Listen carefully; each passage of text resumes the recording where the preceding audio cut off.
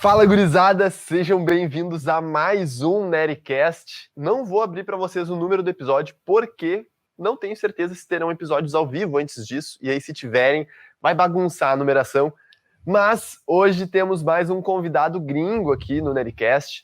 Hoje estaremos falando com um cara fenomenal, 4º lugar no campeonato europeu da INBA na categoria bodybuilding e 2º lugar na categoria novice bodybuilding, tá? Então um cara muito massa.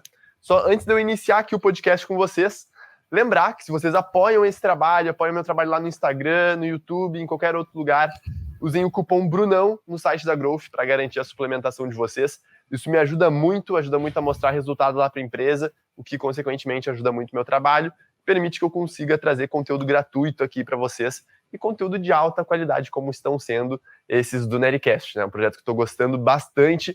Muito feliz que vocês estão curtindo também, então já está assistindo agora, já mete aquela avaliação positiva antes mesmo de iniciar.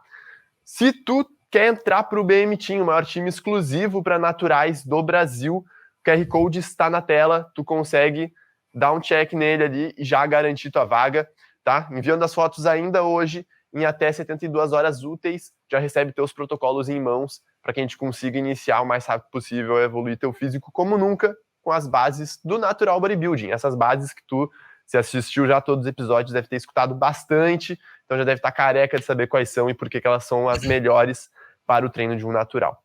Beleza? Então, sem mais delongas, hoje estaremos falando com Radu. Hey, man. Really hello, nice Bruno. Hello, Brazil. Just Thank you so introducing much. you to everyone. Really nice to have you here. For everyone listening, Radu is a natural bodybuilder as well from Romania, right? Yes, bro. From Romania. And he is coached by AJ, who was also on the podcast, I think on the last episode or the one before it. So, man, really nice to have you here. And thank you so much. It's a pleasure to be here. feel free to give a quick introduction to everyone. Sure. So it's very nice to be here. Thank you so much for the invitation. Hello, everyone. Hello, Brazil.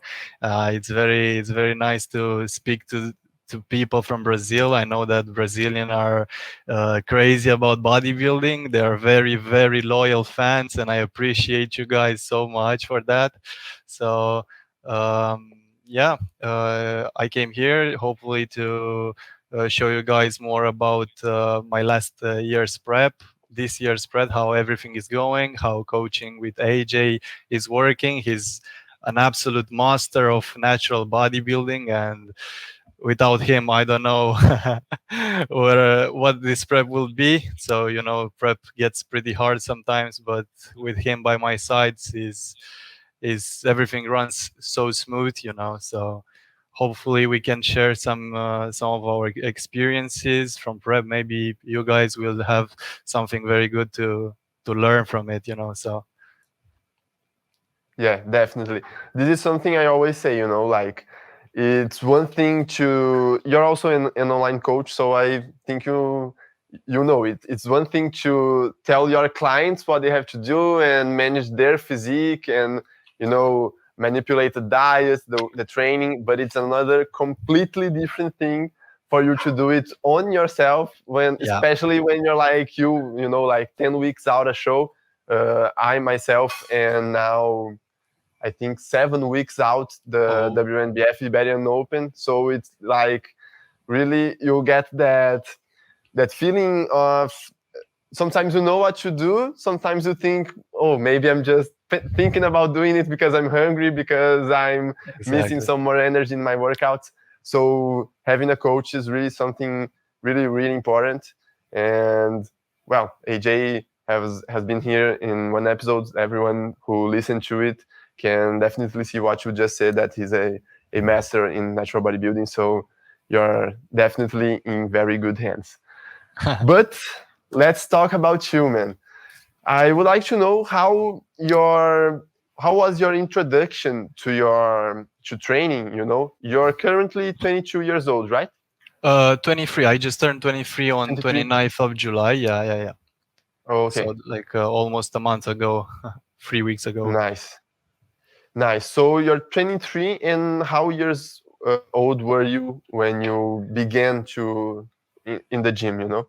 So I started when I was 16 years old. When I just turned 16 years old, my high school friends were all going to the gym, and I decided that I will join them. Just to have fun, just to spend more time with them.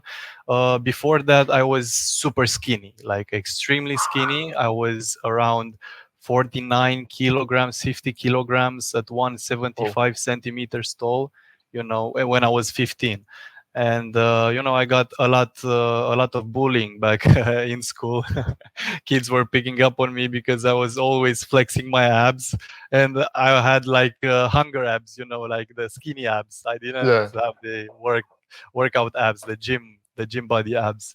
And people were always like, oh, put your shirt back on, just stop flexing, you are so skinny. And I didn't realize that, and I took it personally, and then I looked it up on Google. I searched on Google. I remember I searched Cristiano Ronaldo, abs, and I saw his physique, and then I realized, man, I'm super skinny. I have to do something about it. Yeah, they were right. So I bought a pair of dumbbells, of 2 kilogram dumbbells, and I just started doing just basic stuff, curls, tricep extensions at home, and push-ups, pull-ups, all that kind of stuff from 15 to 16. And then at 16, I just joined the gym with my buddies. I didn't know nothing about the gym. So I just wanted to spend more time with them, have fun, that's how it all started. Nice. There in your country, in your city, do you have a a culture involving training? Because the way we see here from Brazil, there's like a big culture of training, especially in the US, and some of it around the UK, and there where you are. Is there a culture around it, or is something Not really. that's growing, or Yeah, it's bodybuilding is not so popular here, like the sport itself. It's not so popular in Romania. It's not so promoted, like it's in Brazil or United States. You guys are uh, known for that, like everyone is very extremely supportive of bodybuilding and very loyal to the sport. But here in Romania, not so much. I would prefer people to be more like cautious of what bodybuilders are doing, what sacrifices it takes to reach that level and compete at the professional level, and be more supportive. But I think we have other interests, our culture, as you said. But yeah, it's unfortunate, but I'm just hoping it gets better in the next few years. okay? And well, you began to work out so when you were in the gym when you were 16. Yep. When your first competition was the NBA last year, or was there a competition before that? I did a competition before that, prepped by myself. I tried. I just wanted to, after 6 years of training, in 2021 in May, I had my first ever competition. And after so many years of training, I told myself, man, everyone is competing. I want to try. I love this sport. I love everything that comes with it. Let me just see if I can do something, if I can prep for a show, see what shows is coming, and just see if what result I'm gonna get. I didn't care about winning or stuff like that. I just wanted to get the experience of competing and doing a bodybuilding prep by my own. So I had only 12 weeks of prep at that time. I started at 91 kilograms and I got to 77, I think, 76. So from 91 to 76 in 12 weeks. I got fourth place in it was like it was not a natural competition. It was with everything. The name of the competition is Tiger Classic, and the federation was IFBB Pro Elite. It's not the NPC one, it's the other one, the European one. So I got fourth place in juniors. I didn't get like extremely lean glutes, peeled, everything, like first bodybuilding competition on my own. I was pretty much stressed out on the end of prep because I knew I was not lean enough, but it turned out a great experience. For the first time, I had a lot of fun, and it was nice. And this first show was already on the bodybuilding class, or you Yeah, went up yeah. in like men's physique bodybuilding? Bodybuilding, yeah. I started with bodybuilding, Nice. and I'm going. This year, I want to compete also in classic. So it's gonna be bodybuilding and classic physique. I just want to see how well I can do Nice. in that division. What are the difference in the NBA with classic and bodybuilding? Is like posing only, or there are differences in the I don't know if there is weight for you to stack.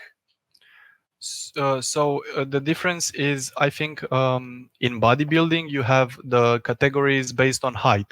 So when I competed in men's medium bodybuilding, which is from 172 to 178 centimeters. So Okay. that's bodybuilding. You have different categories of heights. I don't think they care about the weight here in bodybuilding. And for classic, I think. I don't know for sure if there's a weight cap for that specific height, for the height class. But I think it's again on based on height, the same as bodybuilding for classic physique in INBA. Okay. Well, and talking a little bit now about your last year prep, which was the ENBA contest, the European contest, where you got first place on the open bodybuilding and second place on novice bodybuilding, right? Yes. How many So weeks was this prep? this prep was before competing in INBA Europeans. I competed in my national show. I won the national championship in juniors and got second place in men's open for bodybuilding class as well. Um, the whole prep was a 22 weeks of prep. I had a coach. His name is Dan Christian. He's also from Romania, but he lives in Spain. So everything was online, the same as with AJ. Everything went well, but the feedback was that I got from Europeans was that I needed more conditioning on the legs and bigger legs. And that's exactly what we are going to bring for this year: bigger legs and a lot better conditioning. Nice. Philippe, this was on the The Europeans national, or the the national national? show, The yeah. national. This is where I won Nice. juniors category on men's bodybuilding. Nice. Man, yeah, really. Mostly on upper body, I think like we were probably unbeatable on upper body on this contest. Yeah, And pretty legs is much. just what you said, mostly that dryness. Yeah, but they were also skinny back then, the legs. I didn't know how to properly develop my quads. I was working when I was training quads. I was applying more from my glutes and lower back when I was squatting. I was squatting low bar Okay. squat, and I didn't know how to use my quads properly. But after the feedback that I got from Europeans, I decided I want to get better. I want to get bigger legs. And how do I do it? I let the ego outside the door, and I focused on form. I just looked on guys with huge legs like Tom Platz, like everyone on the Olympia stage, how they are training, how for leg press, for hex squats, for every squat pattern, and they go very deep with full maximum knee flexion. And that's what I was lacking. I was lacking the knee flexion, and I started applying that, and my quads grew so much from that. Plus, I introduced adductors work, and now my legs are way thicker than before Nice. because I was not training my adductors before. So yeah, Nice. we really worked on that. Yeah, and also not only about thickness, but that straighted look, to get on your quads to really like get the cuts well developed. You need more range of motion. If you don't have range of motion, you can get some more volume, but first to get that straighted look when you dry, you need that range of motion. So yeah, Exactly. definitely. Well, we and I say we that acompanham, that follow your work on Insta, we are definitely seeing the improvement. So on stage, it will be It will look very nice great. to see. Yeah. Yeah, Thank you so much. definitely. Yeah. So this 22-week prep to the European, was it like 22 weeks with a diet break? Was currently reducing calories? How was it? Did you maintain one strategy all to the end? Yeah, so we maintained just a single strategy from the start to finish. We started with a high carb, low carb approach. I had 3 high carbs day and 4 low carbs day per week. We kept that approach for a very long time until it was close to competition, like 6 weeks out, something like that, when we switched to just one single high carb day per week. And then when we got even closer to the competition, we switched to low carb every day. But I had no diet breaks or anything. I was just straight trying to lose weight, trying to lose fat. And I personally don't, right now, I personally don't think that's the right approach to do things, because what I noticed is that I got like very flat, and I think I lost a bit more than what I needed to lose in muscle mass. Like I didn't keep the fullness of my physique like how I was supposed to. That's what I took out from that prep. Okay. This previous coach of yours, he was, as AJ, specialized in natural bodybuilding, or he did both things? He did both things, but he's more like a PD's coach. He coaches Okay. athletes that participate in NPC, and even himself, he was a very, very high elite competitor in the IFBB Pro. He almost got qualified to the 212 Olympia, so that's absolutely crazy for Romanian standards. He had a very, very, very sick physique.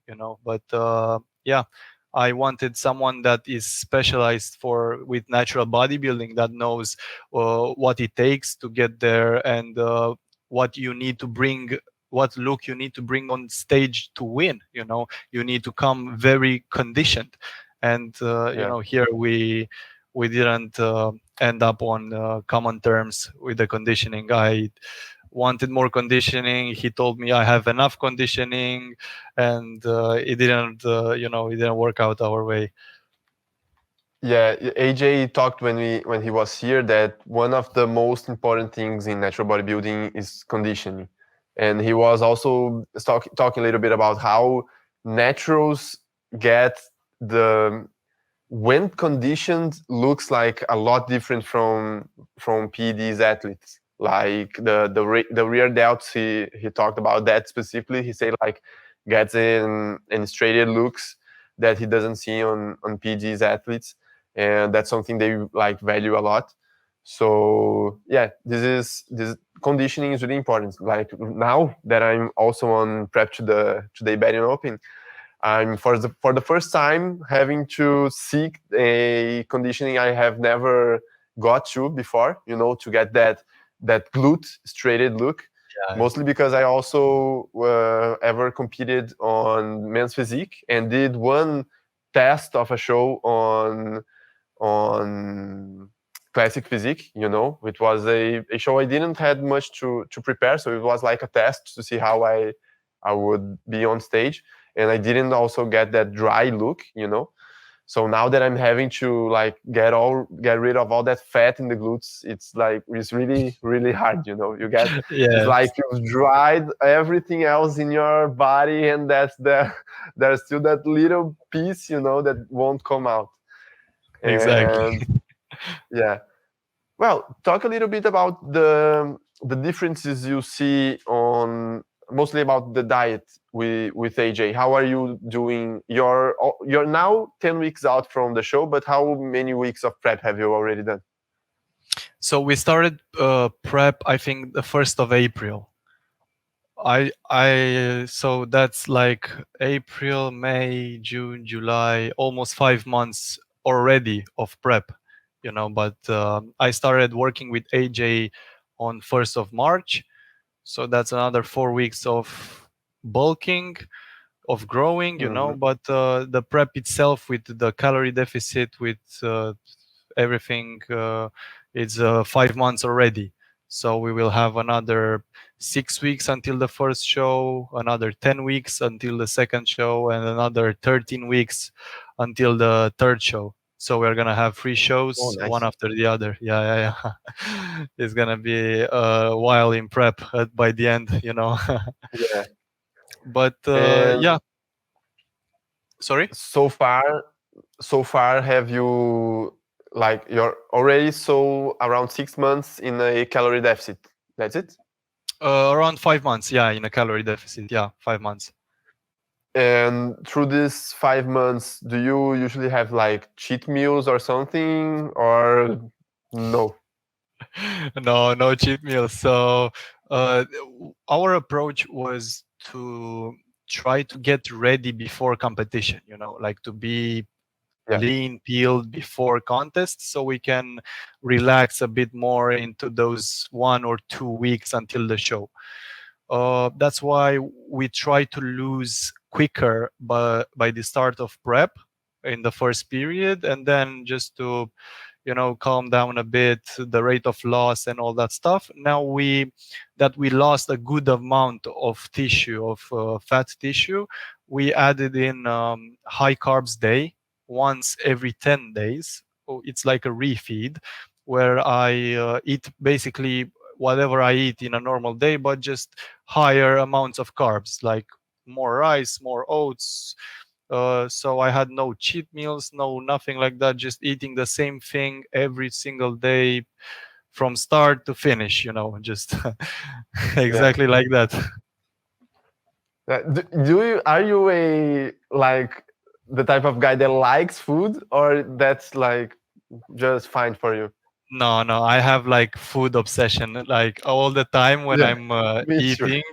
Yeah, I think every bodybuilder that competes in everything, in shows, in professional shows, we all the time pick our meal and just watch on YouTube something that's food challenges or calorie challenges or tasty stuff, donuts, pizza, burgers. It helps us, I think, seeing Yeah, someone else eat, it's like helping exactly. you. Yeah. Exactly, man. This is something I do. When I'm on the market and I see something that I would really like to eat, but I can't.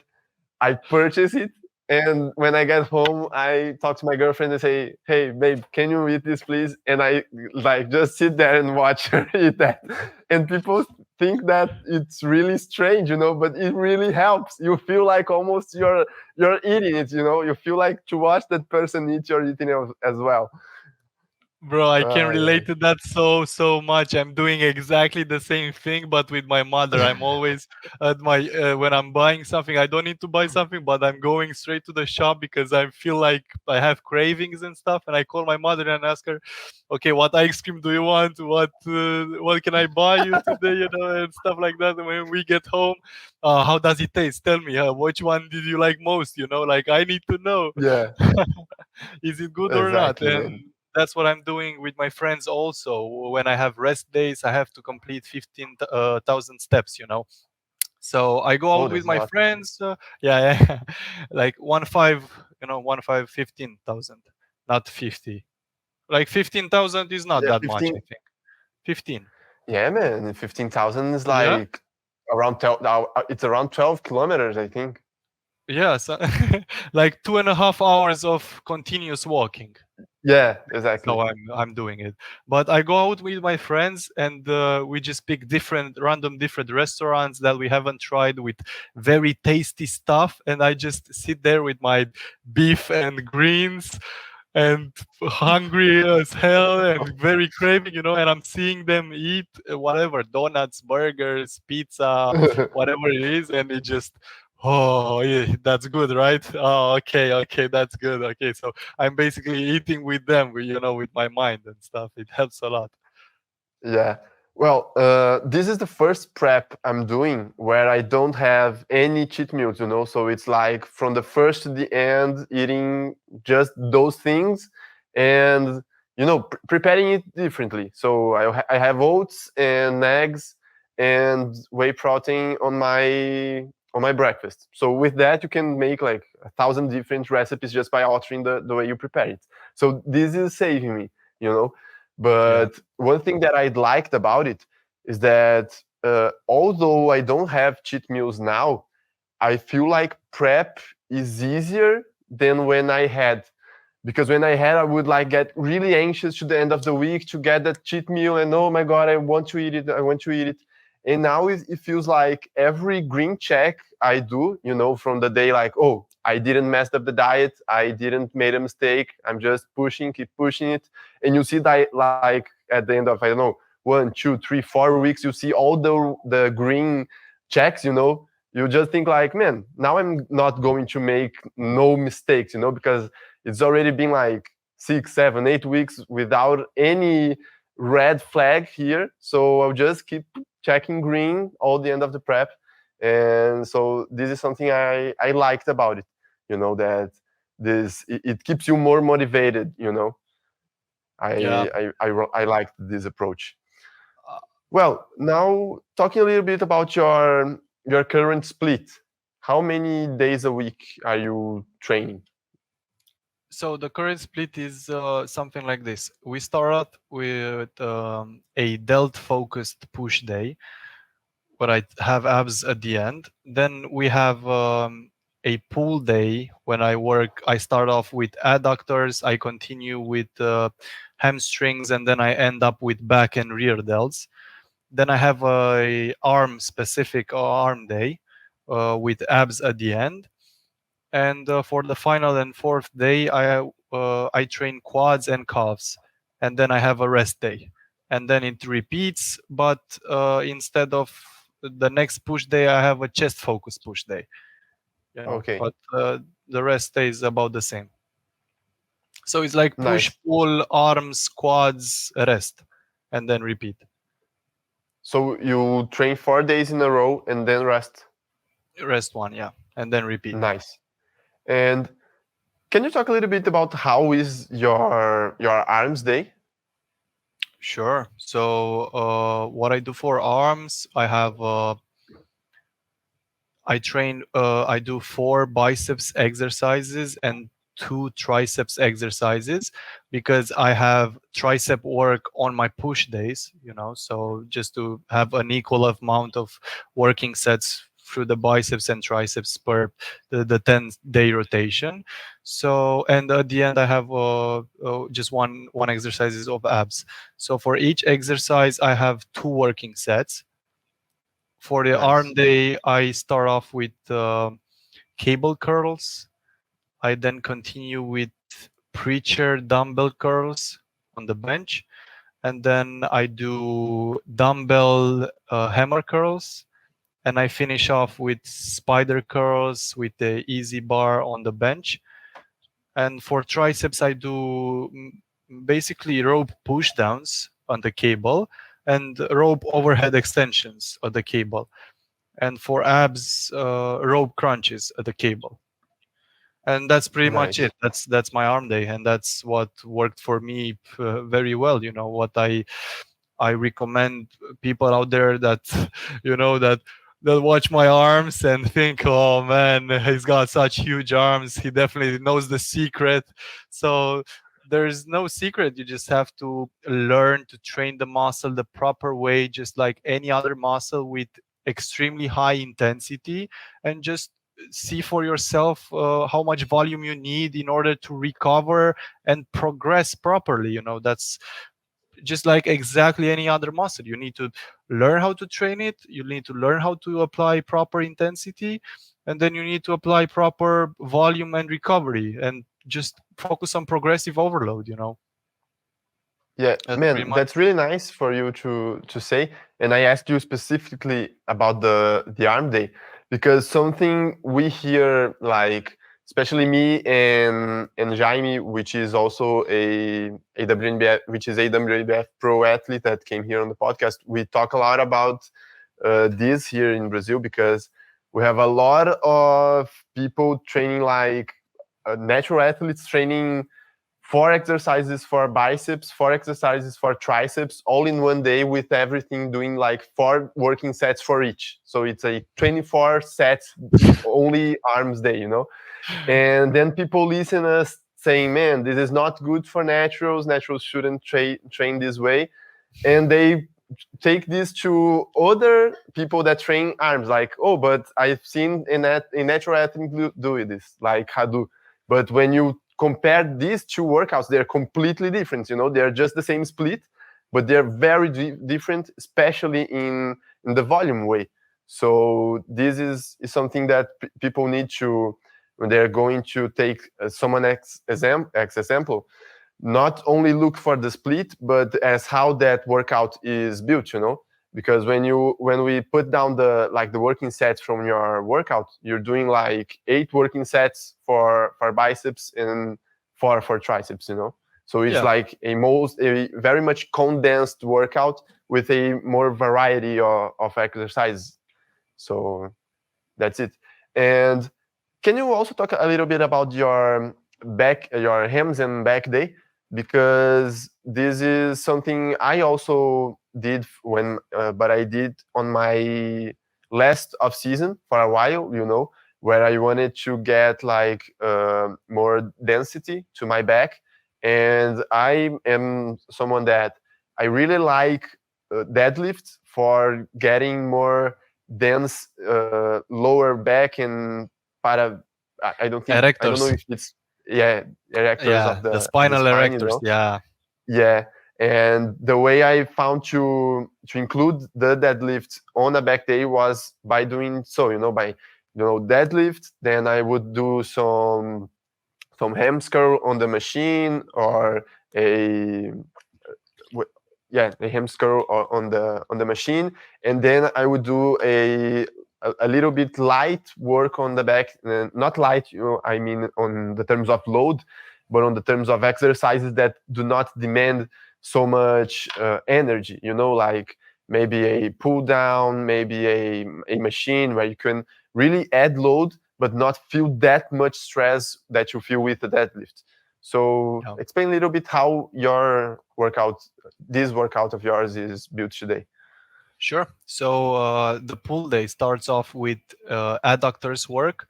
So I start off with one set of adductors with 2 rest poses, and then I go to just to warm up, the whole leg, and to train the adductors, to give them the proper priority, because back in the day, if I was to hit adductors, I was gonna do it at the end of the session, when I was completely tired and stuff. And that's why I'm prioritizing it more now when I start the session with adductors, even on pull day and quads day. So we start off the session with adductors, then we go to leg curls to warm up the hamstrings properly, to prepare it for the RDL, the big lift of the day. So we do 2 sets of leg curls, one with low rep range, higher weight, and the other one a back off set, 12 to 15 reps, the other set. And for rest, I take just as much as I need whenever I feel ready, but not to just waste time around the gym, like around between 2 to 5 minutes, depending on the exercise. Some exercises I can go after 2 minutes, like a hamstring curl. And for, let's say, squats or leg press, I need 3, 4, 5 minutes just to get ready again for the next set. After the leg curls, I just do a very light warm-up routine of mine, warming up the lower back, warming up the hips, warming up like dynamic warm-up, like I'm doing hyperextensions, I'm doing dead hangs to decompress the spine, I'm doing some a bit lat activation work for my lats, something just to get me ready for that huge weight that I'm about to pull from the RDLs. And I do just one single set of RDLs where I go between 6 to 9 reps. And I have first pull day, I have normal RDLs. And the second pull day, I have paused reps RDLs. So that's how I'm structuring it. Just only one set of RDLs where I go as heavy as I can with the perfect form, perfect control. And, just this worked for me extremely well. Like I was before, I was not starting off with adductors and I was not doing a leg curl variation before my Romanian. I was starting off with the deadlifts. And my body didn't feel ready like at the beginning of the session. Even though I was warming up before, it did not feel as ready for the weight as it is right now with adductors and leg curls before the Romanian deadlifts. So my deadlift just exploded in strength this year.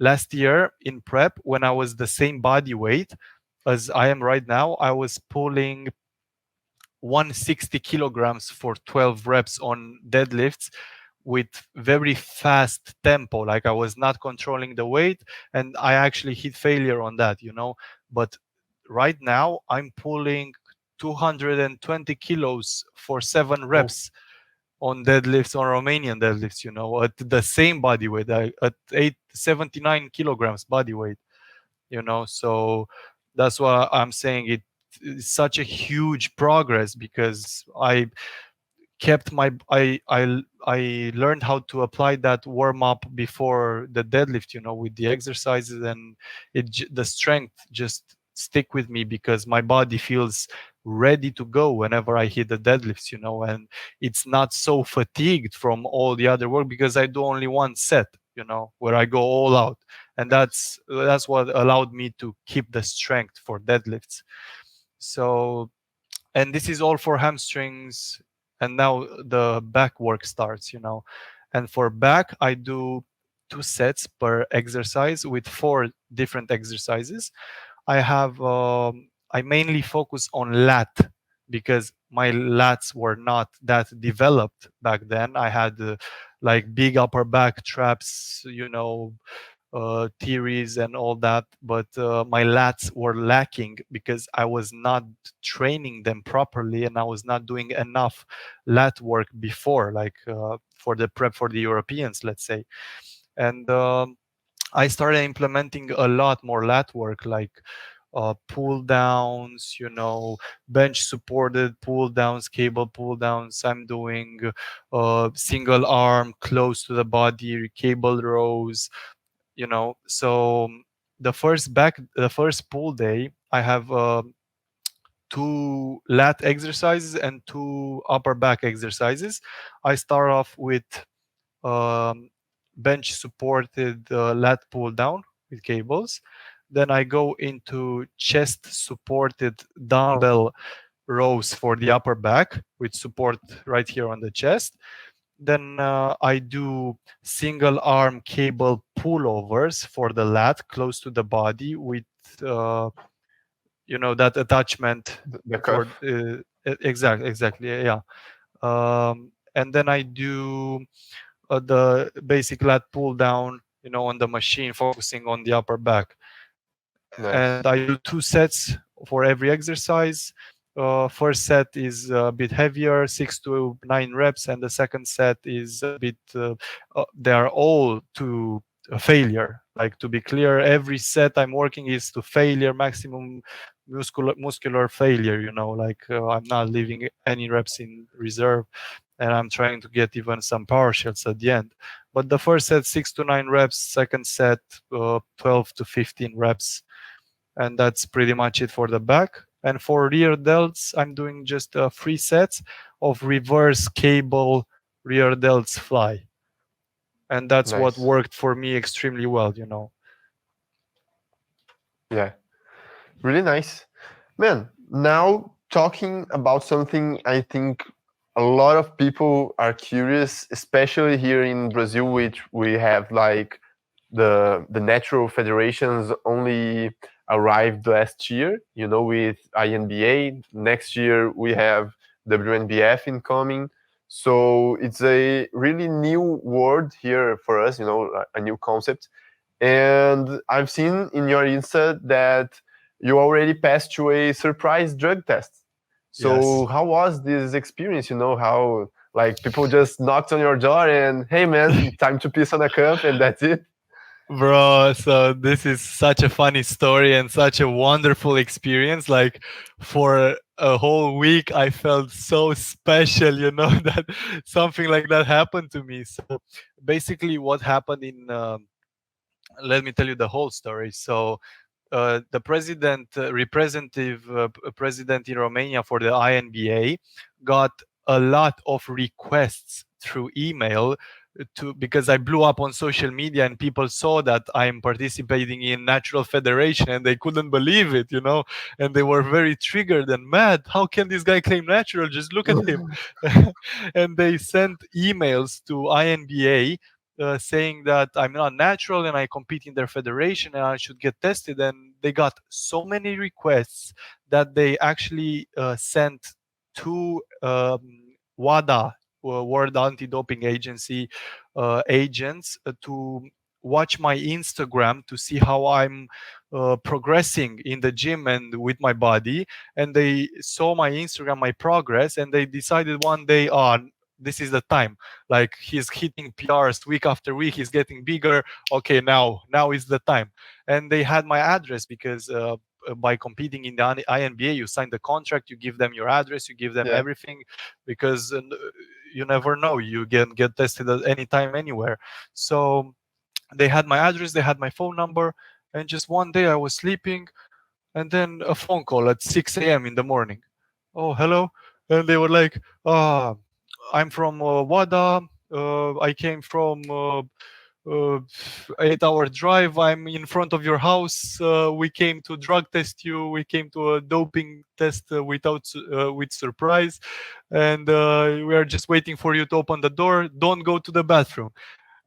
When I got that call, oh, finally, I was like, oh, finally, I can prove everyone wrong. You know, I can show the world that I'm natural. And then I just rushed to the door. I opened them up. I opened the door for them. I just welcomed them inside. They were actually inside my room on this chair. I was sitting on this chair, and the agent was right here. He was doing the blood work on me, you know, and my mother just came through the door. She was sleeping. She had no idea what was going on. And all she saw was me with some syringe, with some strangers inside my room, with the syringe inside my veins, you know. And she was like, Radu, what did you do? What is this? What is going on? You know, like she was freaking out, of course. Like, what did you do? You got in trouble with drugs, with the police. What is going on? And I was like, Mom, calm down. There's no problem. This is from WADA agency. They are professional agents. They came to do a doping test on me to prove the world that I'm natural, you know, to test me for steroids. So I didn't even know myself. So yeah, one agent got the blood work right here in that morning, you know, at 7 a.m. And with the other one, it was a female and a male. And then I went inside my bathroom. I have a very small bathroom, you know, like one person, maximum two-person fits inside, and I have a mirror. And that guy, the agent, came with me inside the bathroom, and he gave me a cup, and he said, "Come on, go ahead, piss inside the cup," you know. And okay. And you know, he was just staring at me, making sure I don't have anything on me, you know. Just I use my urine, you know. And yeah, he told me, open up the water if it doesn't come out, if you get nervous or something, if you need to have some noise so you can relax. But I had no issues. I did my job. I gave him back his cup. Everything was sealed. He saw everything. So it was my blood, my urine that morning, exactly how it was. So what they did was they did a full doping test with every anabolic substance, and they can detect whatever anabolic substance entered my body for the past 3 years. So after the tests came, there was like negative results. No anabolics were found inside my body for the past 3 years. So that was absolutely crazy to see what quality of doping tests they actually have. And that was such a like amazing experience, like unique. I never experienced something like that before. So it was great. I think, but I think they're not doing that so often because the budget for that is like, the tests are so expensive, like 2,000, 3,000 euros for that test. So I think that's why they need to get many requests for a specific athlete to come without notice to his house and take blood samples and urine samples. Yeah, but man, yeah, it must have been an incredible experience, and incredible in the terms of like a self experience, but also to know and see how serious the federation is, Exactly. how actually serious the process is, because a lot of people especially here in Brazil, that natural bodybuilding is growing now, they sometimes get thoughts like, oh, but how can we assure that specific person is not enhanced competing against us? And people most times don't realize that the doping is not there to prove that everyone on the stage is natural, but to catch the ones that are not, so Exactly. that's the filter, so when people like on WNBF, I think everyone gets the urine and polygraph test, but the top tiers get the blood test, that can check a little bit more time on the substances. So that's the goal, to see if people who are actually taking other natural places, let's say, are doping or not. And this is, well, for Radu's story, you can see how serious the federations get this work done, So it's really, really nice to have that experience told here. I believe that won't last much before we start seeing this in Brazil, Yeah, because hopefully it's it's like a very good it's strategy, a yeah, and It's like the it's a most growing thing, optimal. Is the most Yeah, optimal way to do it without notice. So whenever the man exactly. is progressing a lot, you see it, you notice it. Okay, now I'm gonna make him a visit. He's not gonna know. He surely is on his cycle, let's say. But then Yeah, they come to your house, they take the test, and they can see clearly everything. But yet again, after all that happened, I still have a lot of people not believing it, like saying I faked the tests, I'm not natural, there's no possibility. So it can happen. Like, just don't stress about it.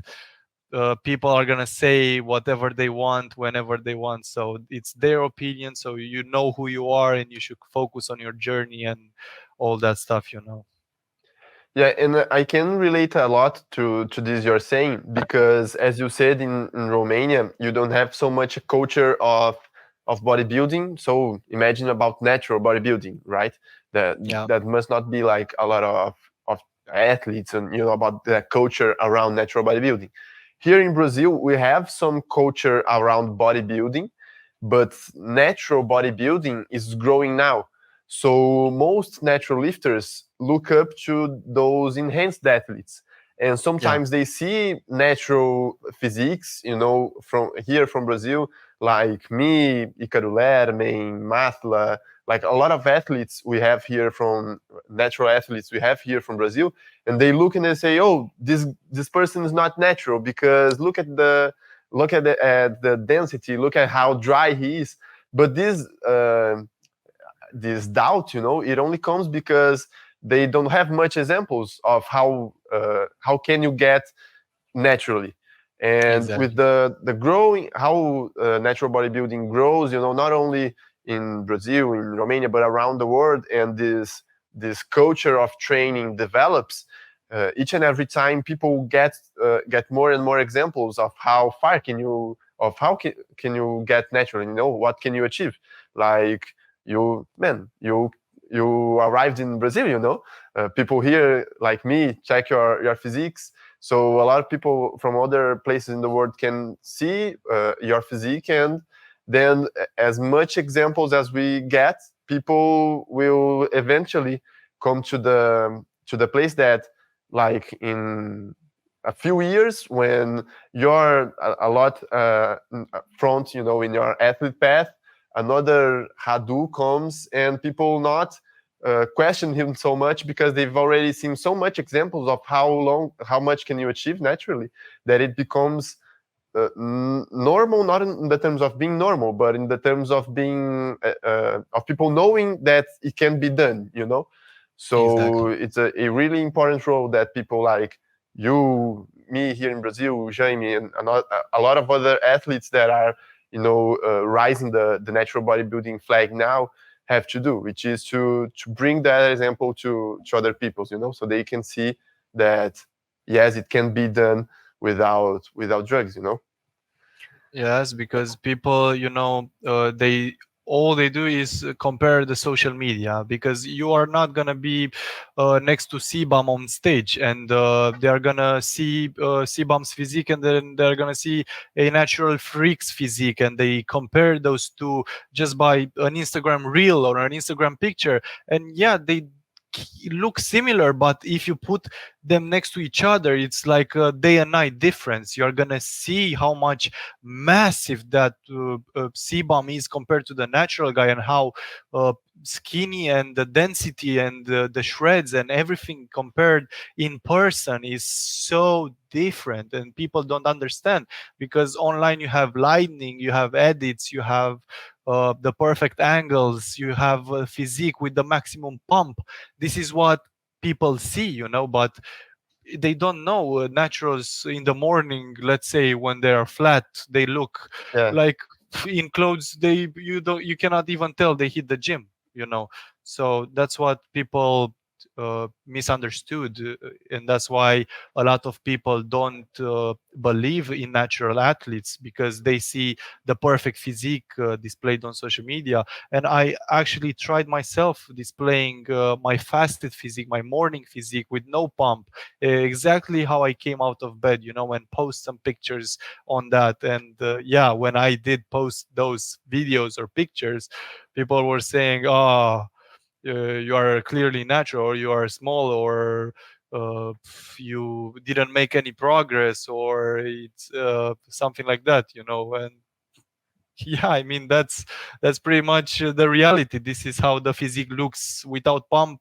in the morning, without meals, extremely flat when you are dieting, so people need to and understand. especially water as well, like as you Exactly. drink water through the day, especially when you're dieting and that you're usually on a little bit low on carbs, as you eat those carbs and drink water along the day, even if it's a rest day, where you won't get a pump, the physique at night, it's completely different than in the morning, Exactly. So this is also Water a and huge sodium. thing to me. Yes, And sodium, exactly. yeah. Yeah. Well, man, I think I don't know if Felipe has anything to ask you. No? I think we've managed to talk about a lot, a lot about your story as an athlete, a lot about training as well, that people always like to hear, especially from the outside athletes, to see what you guys do in other countries and relate to what we do here and get that experience. So just wanted to thank you a lot. Don't know if you have any message to say, feel free. Oh, thank you so much for having me. It was a very pleasure to get to know you, to speak to your podcast, to be here. Thank you so much for the invitation. And, best of luck on your competition. I didn't even know you were competing in 7 weeks. Hopefully you bring home that big trophy, And Nice. yeah, man. Hope everyone around, just the ones that are watching, the ones that are listening, are gonna stick to what they want to do in life, and are gonna chase their dreams, and they're gonna watch other people and get inspired, to do the same, to work their absolute hardest to achieve the best version of themselves, and to not try to compare themselves with someone else, because each and everyone has a different path, a different journey, and you can always it's never too late to start, like whatever you are doing.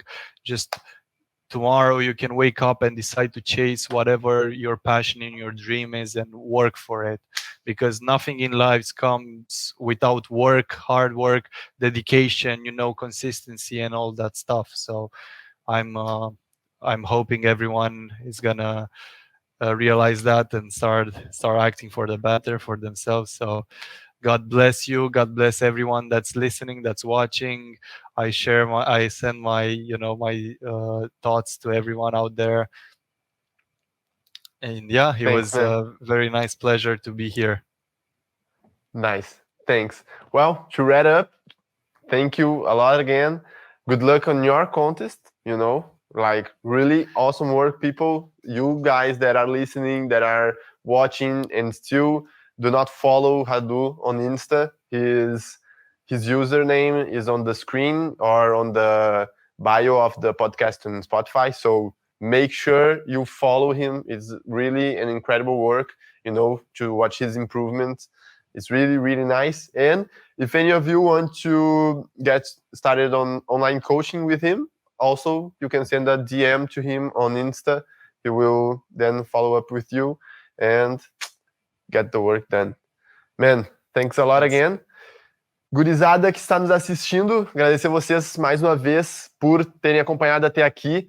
Não esqueçam, cupom Brunão no site da Growth para garantirem seus suplementos do mês, tá? Nos ajuda muito a manter esse trabalho bacana que está sendo o NattyCast.